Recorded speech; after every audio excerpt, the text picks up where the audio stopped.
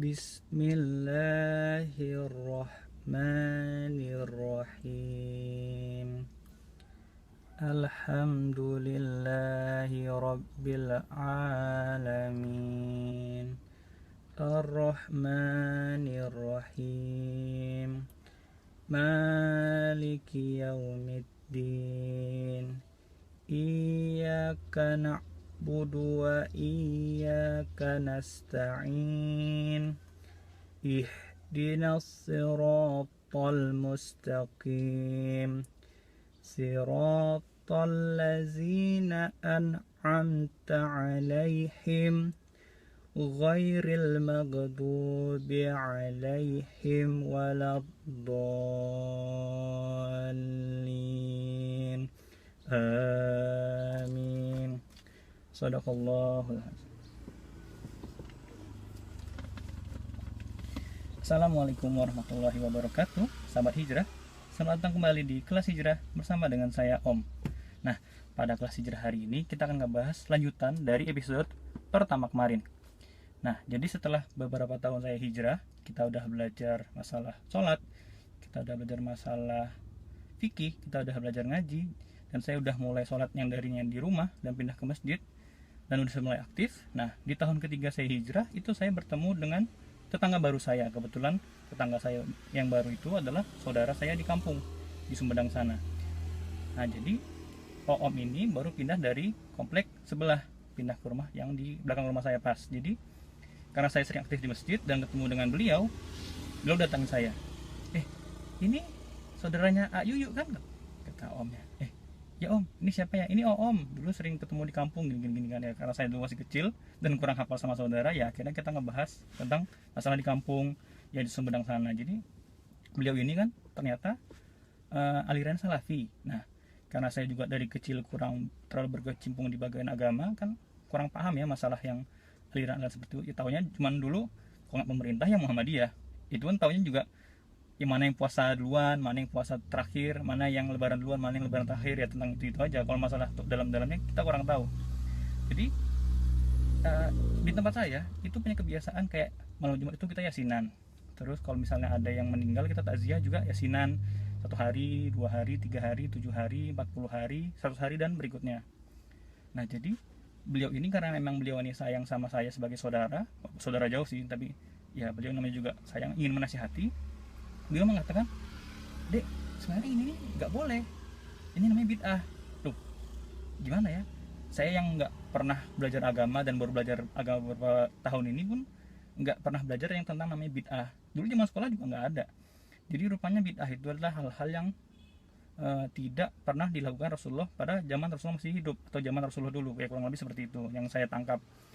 Jadi saya kan bingung karena dari kecil ya kita tiap malam Jumat ya yasinan, walaupun saya pun pas ya agak remaja pun nggak ikut yasinan lagi ya. Terus juga kayak misalnya habis sholat itu zikir sama-sama rame-rame itu bid'ah juga. Doa rame-rame juga habis sholat itu bid'ah juga. Terus jadi bingung kan, karena ya saya pribadi itu belum hafal gimana caranya doa atau zikir setelah sholat. Jadi karena beliau pun karena sayang lihat saya beberapa bulan ini sholat yang ngikutin imam yang di masjid yang katanya bid'ah itu, akhirnya saya diajaklah ke pengajian beliau di salah satu komplek sebelah juga.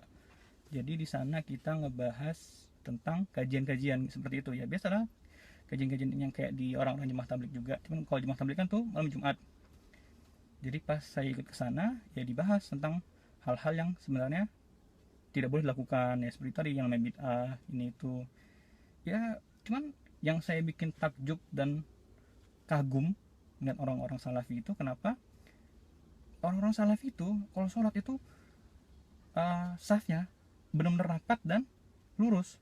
Karena kan emang hampir setiap imam sebelum sholat itu kan ada nasihatin atau memerintahkan sowu sufufakum fa ina tasfiyataf sufuf min tamami sholah atau min iqamati sholah, kurang lebih seperti itu. Mungkin saya kurang pandai bahasanya. Rapatkan dan luruskan saf, karena sesungguhnya rapat dan lurusnya saf itu termasuk dari kesempurnaan sholat. Ya udah, tapi benar-benar itu karena kan biasanya kita kakinya kan kaki sama kaki kakinya gini atau kayak gini kan. Nah, kalau orang Salafi itu lurus, kakinya lurus, tumitnya tuh lurus, belakangnya tuh lurus, itu kan nempel, bahunya pun benar ini. Jadi kalau kita kan biasa kan kalau sholat kan gini, atau ada yang gini kan. Nah kalau orang salaf itu gini, jadi benar-benar ininya tuh bisa nempel bahunya, jadi lurus, benar-benar nggak ada ruang untuk, ya kan mungkin ada hadisnya yang bilang kalau ada ruang antara apa bahu atau kaki itu nanti setan masuk, tapi benar-benar nggak ada masuk. Jadi setelah saya melihat hal-hal seperti itu yang saya bikin takjub, ya, masya Allahnya itu emang orang-orang taat-taat sekali. Ya taatnya gimana ya, mungkin mereka tidak mentoleransi namanya bid'ah yang tadi saya pernah sampaikan itu kan, hal-hal yang tidak dilakukan Rasul, kayak jika rame-rame, terus sholat setelah doa rame-rame setelah sholat. Jadi ya itu emang hal-hal yang mungkin tidak pernah dilakukan Rasul zaman dulu, tapi ya mungkin karena saya belum hafal, jadi pas saya ikut sholat sama mereka yang salafi, saya bingung. Jadi habis sholat itu kan assalamualaikum warahmatullahi wabarakatuh, imamnya balik badan, terus kediaman semua. Saya mau ngapain coba, zikir masih belum hafal, terus doa-doa juga masih belum hafal. Jadi ya mau nggak mau ya apa yang ingat ya, kayak zikir subhanallah 33 kali, alhamdulillah 33 kali, Allahu akbar 33 kali, itu aja lah yang saya sampaikan. Nah jadi yang pernah saya dengar itu ada orang tahu, ada orang ngerti, ada orang paham. Orang tahu tuh kayak misalnya kita lagi azan, Allahu akbar, Allahu akbar, orang tahu tuh sholat, tapi kadang dia mau sholat, kadang mau enggak, atau kadang sholat di rumah. Orang ngerti Allahu akbar, Allahu akbar, nah, mulai ambil wudhu, terus pergi ke masjid. Nah kalau orang paham ini malah sebelum azan tuh udah datang ke masjid, sholat tahiyatul masjid, sholat sunat wudhu, atau bahkan mereka yang mengumandangkan azan. Nah itulah perbedaan antara orang tahu, orang ngerti sama orang paham yang pernah saya dengar. Mungkin pemahamannya beda-beda ya. Jadi karena saya kagum dan takjub masya Allah dengan orang salaf ini yang dimana-mana pun taat, setelah dengar kajian 1, 2, 3, saya mulai pergi ke masjid-masjid lain yang berjadwal kajian fikih, ada kajian bulughul maram, kajian hadis, kemana-mana. Jadi saya kajian di masjid ini cuma hari Senin, saya coba cari yang hari Selasa kan lagi off kan, karena udah nggak kuliah lagi habis pulang kerja. Jadi ya Senin, Selasa, Rabu itu saya fokus untuk memperdalam ilmu agama. Nah Kamis ini kadang saya bagi waktu, kadang ikut yasinan di masjid, karena kan saya juga udah diangkat jadi pengurus masjid, nggak enak kalau nggak ikut sama jemaah-jemaah di rumah kan. Kadang juga saya ikut ke markasnya jemaah tablik, ikut ikut dengar ceramah di sana, karena emang ceramahnya itu masya Allah sekali ya, di mana-mana ceramah pasti bagus sekali ya. Karena di sana juga ada bazar malam, jual-jual makanan, itu yang paling saya suka. Kalau untuk Jumatnya ya mungkin istirahat di Jumat Sabtu, kadang Sabtu juga kadang masih ngumpul sama teman-teman, Minggu juga ya istirahat di rumah buat main game. Nah jadi setelah saya pun belajar untuk memperdalam ilmu agama dengan para salafi ini, memang semua salafi yang dari sudut pandang saya dan pernah saya ketemu itu emang kalau sholat mau di masjid manapun atau di musola manapun itu jadi nampak mana orang yang kakinya lurus atau celananya cingkrang. Kalau sholat tuh lurus, rapat safnya, terus tangannya tuh gini, enggak seperti kita gini. Nah ini salafi nih. Jadi saya senang kalau ngeliat orang-orang, malah saya kadang pengen untuk sholat samping salafi, karena emang enak gitu untuk ngurusin kaki. Awal-awal saya pun hijrah dan belajar sama salafi itu masih nggak nyaman, karena kaki saya biasa kan miring gini kan biasa, jadi untuk mau lurusin tuh masih sakit, tumit kaki dan mata itu masih sakit, masih kurang pas gitu kan. Tapi karena pelan-pelan sehari 5 kali kan sholat kan mau waktu, jadi mulai dibiasakan mereka, alhamdulillah mungkin sekarang udah mulai agak bisa. Cuman saya pribadi sih belum, nggak terlalu masuk ke salafi sekali, karena apa yang saya lihat tuh orang-orang salafi itu kan rata-rata keras dan tegas. Saya kan orangnya cengengesan gitu kan, jadi kadang ke salafi karena emang kita kagum sama ketaatan mereka, kefahaman ilmu mereka. Tapi kadang saya juga ke jemaah tablik melihat keikhlasan mereka, karena mereka itu kan rata-rata bukan karyawan kantor, bukan PNS, bukan BUMN, jadi rata-rata ya kayak dagang jualan gitu kan. Mungkin untungnya nggak seberapa, tapi mereka bisa menyisihkan sebagian uang mereka atau bahkan mayoritas uang mereka untuk dakwah. Orang jemaah tablik itu tuh masya Allah tuh ikhlasnya tuh masya Allah super sekali. Jadi kadang mereka pun itikaf tuh untuk kadang ada yang 40 hari, ada yang 4 bulan, ada yang 4 bulan jalan kaki, estafet, dan lain masjid. Itu duit sendiri, mungkin bisa sampai jutaan. Nah itu nggak tahu duitnya dari mana. Kadang saya pun yang karyawan swasta aja pun untuk ngumpulin duit segitu kadang susah kan. Nah sedangkan kalau orang salaf ini kan kebanyakan yang saya lihat dari sudut pandang saya tuh memang orang kaya. Ada yang karyawan BUMN, ada yang PNS, ada yang pun pengusahanya besar. Jadi kadang mereka pun emang orang-orang mewah, tapi yang itu dalam beribadah mereka sangat taat. Jadi kadang-kadang ya ngeliat mereka tuh, wah ini pasti salafi nih. Jadi kalau ngeliat orang-orang berjubah atau caranya cingkrang bawa mobil tuh ya tanya salafi. Kalau misalnya perawakannya sama, celana cingkrang, jubah-jubah, tapi mungkin agak sederhana ke bawah, itu pasti jemaah tabligh gitu. Ya mungkin itulah kalau menurut saya. Jadi saya tidak terlalu masuk ke dalam jemaah tabligh, juga tidak terlalu masuk ke salafi, tapi saya ambil jalan tengah saya karena masih ada kebingungan dalam hati saya. Karena saya dari lahir kan emang di sini, besar di sini, sekolah di sini, kuliah di sini. Jadi pas tahu agama pun jadi kaget gitu kan, karena emang dari lahir sampai umur 20-an tahun tuh cuma belajar ilmu dunia. Ya ilmu MTK, fisika, kimia, ekonomi ini itu. Kuliah pun ya belajarnya itu juga. Jadi pas belajar agama umur segini tuh bener-bener pengen tertarik dan pengen belajar mendalami agama. Jadi kan buat apa sih belajar dunia 20 tahun lebih tapi malah akhirnya kita nggak belajar. Ya alhamdulillah karena asbab hidayah dari orang jemaah tabligh pun saya ingin lebih mendalami agama. Cuman saya juga nggak pernah ikut keluar lebih dari 3 hari. Kayak misalnya ada yang keluar seminggu, 40 hari, 4 bulan tuh saya nggak berani karena ya saya kan bisa dibilang termasuk tulang punggung keluarga. Ibu saya tinggal sendiri, saya anak terakhir dan saya anak laki-laki. Ya emang udah tugas dan tanggung jawab saya sebagai anak laki untuk mengurus ibu saya. Nah jadi banyak hal-hal yang saya temui perbedaan dari orang-orang salaf ini. Seperti tadi yang misalnya kita habis baca Quran, Sadaqallahu azim, itu katanya bid'ah. Terus mencium Quran tuh bid'ah juga. Setelah sholat zikir rame-rame bid'ah. Setelah sholat doa rame-rame bid'ah. Yasinan bid'ah. Terus orang meninggal kita yasinan pun bid'ah. 1 hari, 2 hari, 3 hari, 40 hari, 100 hari pun bid'ah. Ya konteksnya tuh misalnya masyarakat awam seperti kami ini masih belum bisa terima. Oh kok bid'ah? Jadi kan sayang kalau misalnya ada orang meninggal kita nggak datang gitu kan. Cuman saya lihat om saya tuh kalau misalnya emang tetangga meninggal ya, tetangga yang meninggal karena emang sering ke masjid datang, tapi beliau pas kami yasinan beliau nggak ikut yasinan. Oh mungkin itulah cara untuk menghargai orang takziah, datang untuk takziah, menghargai orang yang keluarga yang meninggal, tapi tidak melaksanakan bid'ah seperti itu. Cuman karena saya juga sama teman-teman yang pernah ikut yasin, ya saya yasinan lah kan, mungkin untuk meramaikan suasana juga. Ya mau bid'ah atau enggaknya pun masih ya wallahu alam bisawab.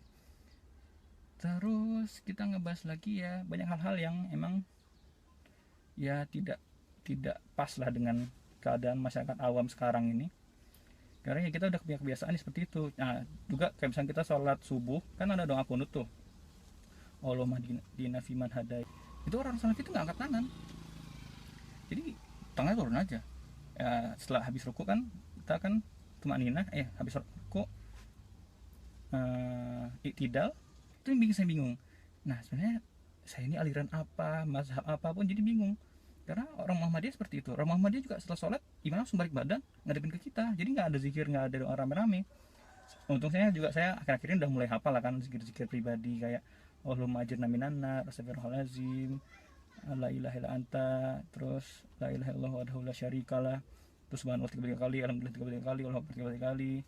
Ya terus doa-doa lain kayak ayat kursi udah mulai hafal. Terus al-maghfirli dzunubi itu kan udah wajib ya karena kita anak yang soleh, amin. Ya itu sih yang saya dapetin. Jadi kenapa emang harus bener-bener hijrah itu istiqomah dan harus tiap hari jalankan ya biar kita banyak belajar. Terus kita juga gak yang cuman ke satu aliran atau satu ini aja, ikut ke kajian-kajian yang lain. Jadi kita bisa terbuka. Karena kan nggak punya mentor ataupun ustadz pribadi gitu kan. Kalau misalnya orang kaya mah enak ustadz naik ustadz pribadi, ini ustadz gimana gini. Ya, kita mah orang biasa aja, gimana mau dapat ustadz seperti itu kan. Jadi kadang pun emang misalnya nggak paham gini, saya datang ke imam saya, ke imam, saya mau tanya nih kok misalnya gini kok nggak boleh gini, nanti kan dijawab sama beliau. Cuman kadang saya juga ke imam yang lain nanya hal yang lain juga, kadang juga nanya hal yang sama jawabannya lain. Jadi ada yang ngasih dengan hadis seperti ini, dalil seperti ini, ya itu kan untuk referensi karena diri kita sendiri. Jadi saya pun sekarang masih nggak terlalu dalam ke orang-orang jemaah tabligh, nggak terlalu ke orang salafi, tapi ambil ya mazhab saya sendiri, mazhab Syafi'i. Karena orang tua saya pun katanya mazhabnya Syafi'i, Pak Imam saya juga, guru ngaji saya juga mazhab Syafi'i, ya kita seperti itulah. Kalau memang kunut nih kunut. Cuman untuk sekarang ya yasinan saya nggak ikut, sama sekali nggak ikut lagi sekarang. Nah satu hal lagi, orang-orang yang ahli ibadah ini kalau pas sholat sunnah, mau itu qobliyah, mau itu ba'diyah, atau sholat wudhu, atau sholat masjid, mereka tuh pada nyari tiang atau pas ujung-ujung yang mepet sama sujudnya. Saya awal bingung kan, kok ini pada ngapain, pada nyari-nyari tiang, kok mepet sama dinding. Terus sekarang kalau misalnya saf pertama tuh si jauh dengan tiang, mereka maju, jadi sejadahnya itu malah di tengah-tengah sejadah baru mereka sholat. Jadi saya beranikan untuk nanya, Om, ini kok sholatnya pada nyari-nyari tiang nih, atau pada nyari-nyari dinding, atau barang misalnya nggak dapat tiang atau dinding, mereka pada diriin kursi atau tas di depan mereka untuk sujud. Jadi pas saya tanya itu buat apa, itu namanya sutroh katanya. Jadi sutroh itu adalah pembatas, supaya ada batas antara orang yang sholat dengan benda tersebut, mau itu tiang, mau itu dinding, mau itu tas atau kursi dan lain-lain. Fungsinya di biar orang yang mau lewat tuh nggak melangkahin, karena kita tuh kalau sholat tuh nggak boleh ada orang yang langkahin atau lewat di depan kita. Nah kalau misalnya ada orang yang mau lewat dan sengaja, itu harus diperangin katanya.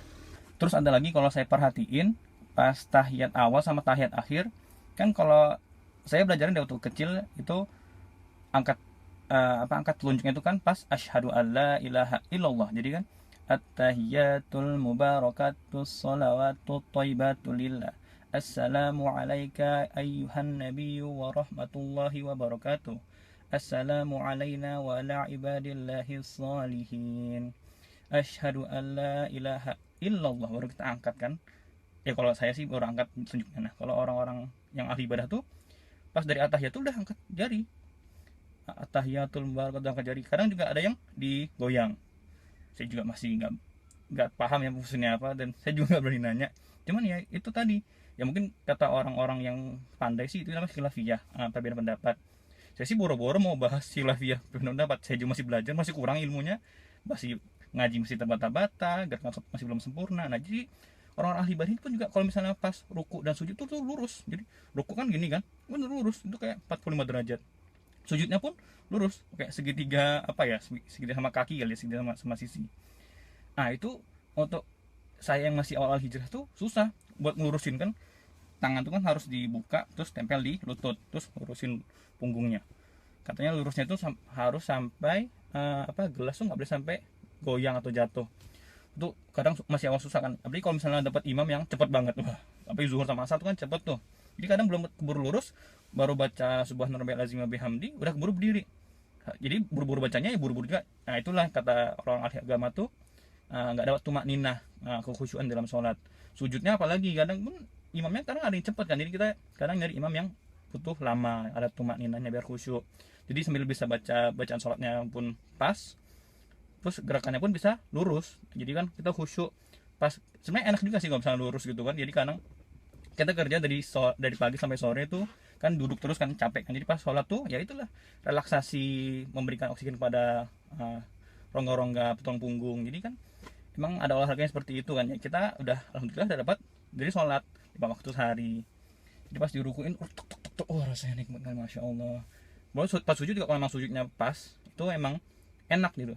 Bahkan katanya ada hadisnya juga, barang siapa yang ruku dan sujudnya tidak sempurna, itu malah nggak diterima sholatnya. Loh, makanya boro-boro nggak diterima, kita aja bacaan masih salah-salah karena masih hijrah kan.